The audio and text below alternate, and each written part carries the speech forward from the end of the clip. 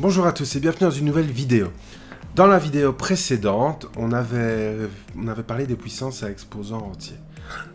On avait vu une nouvelle notion qui est la notion d'inverse. Et lorsqu'on avait A qui appartenait à l'ensemble des réels et N appartenait à l'ensemble des entiers, on avait vu que A exposant moins N, c'était équivalent à l'écriture 1 sur A exposant N.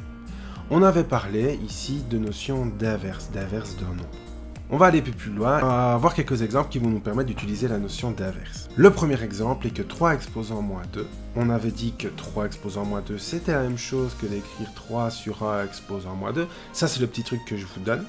L'exposant est négatif. Pour que l'exposant devienne positif, je vais donc inverser les positions, inverser les étages sur lesquels les nombres se trouvent, en rendant l'exposant positif. Et donc 3 se trouve au numérateur, je vais le descendre au dénominateur.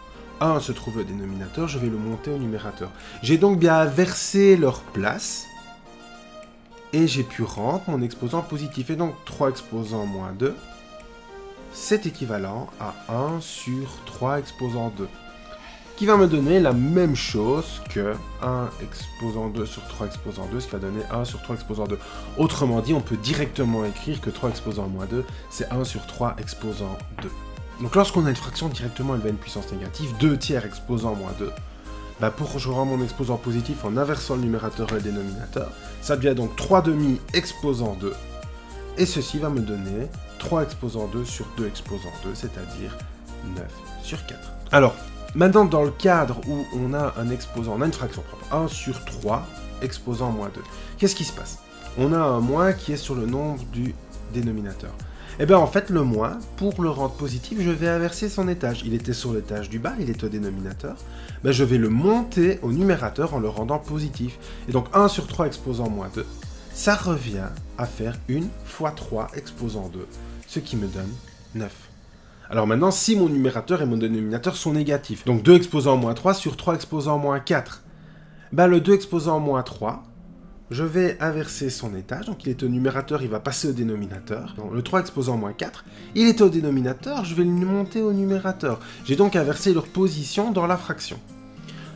2 exposant moins 3 sur 3 exposant moins 4 devient 3 exposant 4 sur 2 exposant 3, c'est-à-dire 81 sur 8. Et donc voilà, vraiment cette notion d'inverse et de négatif veut dire je vais inverser l'étage sur lequel mon nombre se trouve.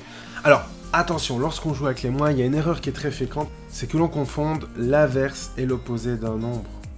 L'inverse d'un nombre, c'est on inverse le numérateur et le dénominateur. L'opposé d'un nombre, c'est que l'on prend le signe contraire. L'opposé de moins 3, c'est 3. L'opposé de 3, c'est moins 3. L'inverse de 3, c'est 1 sur 3.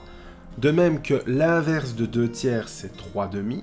L'opposé de 2 tiers, c'est moins 2 tiers. Donc il faut vraiment penser l'inverse. C'est un peu comme quand on fait le poirier. Quand on fait le poirier, on inverse la tête et les jambes. Et bien l'inverse, c'est ce qui se passe. On inverse le numérateur et le dénominateur. L'opposé d'un nombre, c'est comme si je me montrais de face et je me retournais, je me montrais de dos. Je change le signe, je change le côté du nombre ici par rapport à 0. Donc on a un qui est positif et un qui est négatif. Ça, c'est l'opposé. L'inverse, on ne change pas le signe, on change l'emplacement. L'opposé, on change le signe. Alors pour rendre la définition de nombres opposés, ce sont des nombres qui ont la même valeur absolue mais qui sont de signe contraire. Alors petite propriété, en fait lorsqu'on va multiplier un nombre par son inverse, on va toujours obtenir A. Exemple, 3 et son inverse qui est 1 sur 3. Lorsque je fais 3 fois 1 sur 3, j'obtiens 3 sur 3 qui me donne 1. Un autre exemple, c'est 2 tiers. Lorsque je multiplie 2 tiers par son inverse, l'inverse de 2 tiers, 3 demi, on obtient 2 tiers fois 3 demi, ça me donne 1. Une autre propriété avec les opposés, lorsque j'additionne un nombre et son opposé, j'obtiens toujours 0.